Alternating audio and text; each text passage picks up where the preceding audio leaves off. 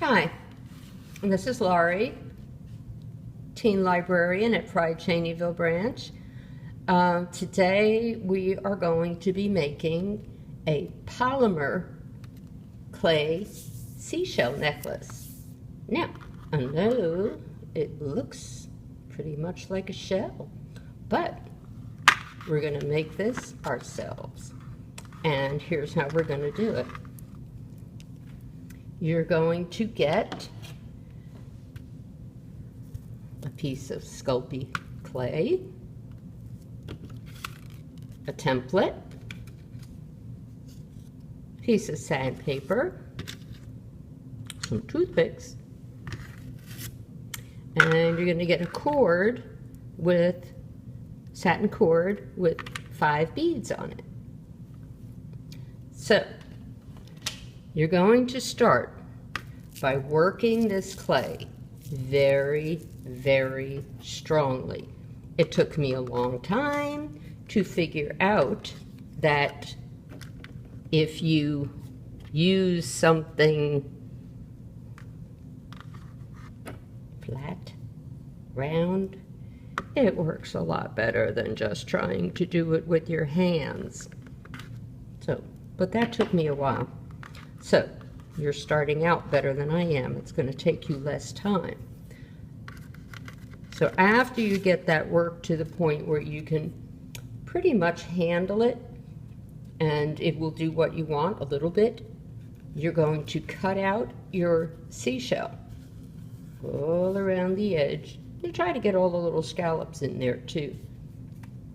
When you've done that, and it's big enough to cover, and it's going to be fairly thin, but this is good. So then you're going to take something and cut around the edge. All right, I'm not going to go hopefully all the way through because I don't want to cut my board. But if you work on a hard surface, I would suggest a hard, smooth surface. Okay, after you get it pretty much cut out where you want, you can like press in the edges and make your scallops look nice. You're still going to have some leftover, but we're going to show you how to take care of that in a little bit. Okay, so now you've got it cut out and you've got it shaped, but it's not the way you want it to look yet. So what you're going to do is you're going to take your toothpick and you're going to use your fingers like for the bottom edge, and you're going to use your toothpick to make the lines that you want for your seashell, like this. Okay, that's all you do is just put your, toothpick and get it down there, and I just squish these. It's fit pretty thin now, so we're going to be a little bit careful. When you're working your Sculpey, the hardest thing you're going to have to do is get it flat enough and not, see how the edges split real easy? If you're not careful, it'll crack big, and then you just squish it back together. It takes a little longer, and that's all. You will prevail. You could do this. So now you have it shaped and you've got your lines.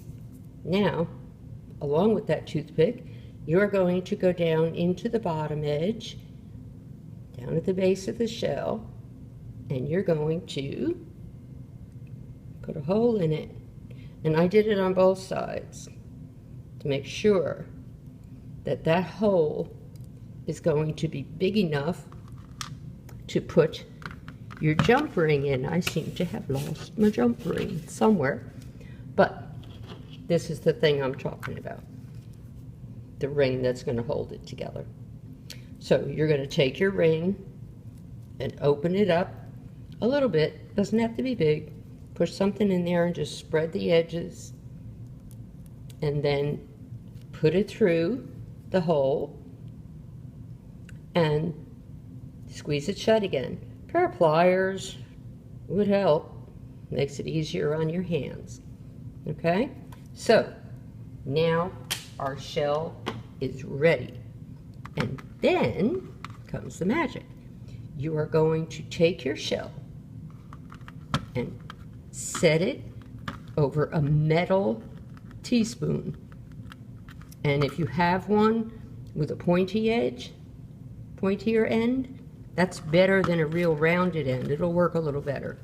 So you're going to set it down and you're going to press your shell kind of around it. Almost done. Now, this goes into your oven at 275 for about 15 minutes maybe. It's not as long as you would usually put it in for Sculpey, but we're a lot less than the thickness that they call for.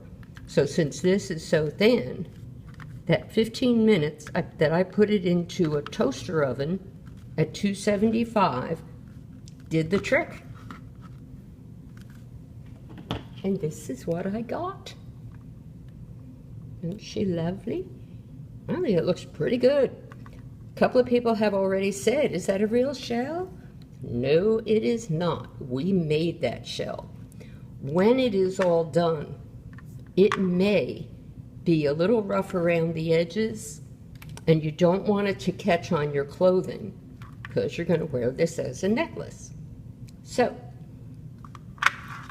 I would take the piece of sandpaper that I'm putting in your bag and just go around the edges. You can sand it. It works pretty good. The one thing that it won't sand is those little flecks that are in there. They'll still be there, but I don't think they're going to catch much on your clothes. So, there you are. You have a shell. Now, we need to put it all together.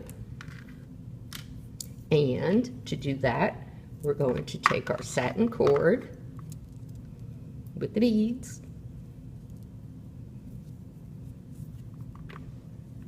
And you're going to take the beads off,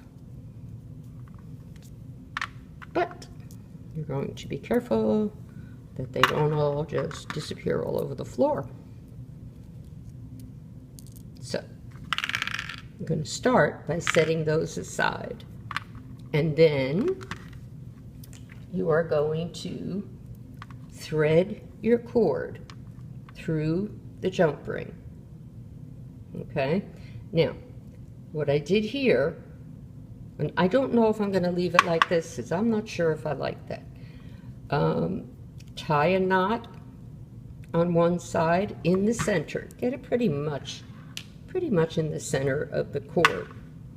And tie a knot on one side and slip your shell on, and then tie a knot on the other side.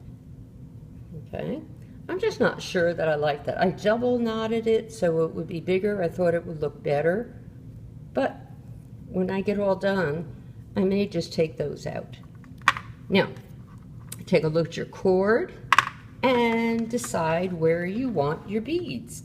They could be anywhere. You could put them all on one side, you could put them anywhere. You could mix up the colors, whatever you happen to feel like doing. And you do a knot at the bottom where you want your first one, slide your bead on, and then do another knot so it stays put. And then you just put the rest of your beads wherever you want them. And you know what? We're done. So, it's a little bit labor intensive, but it's a really fun one, and look at what you get.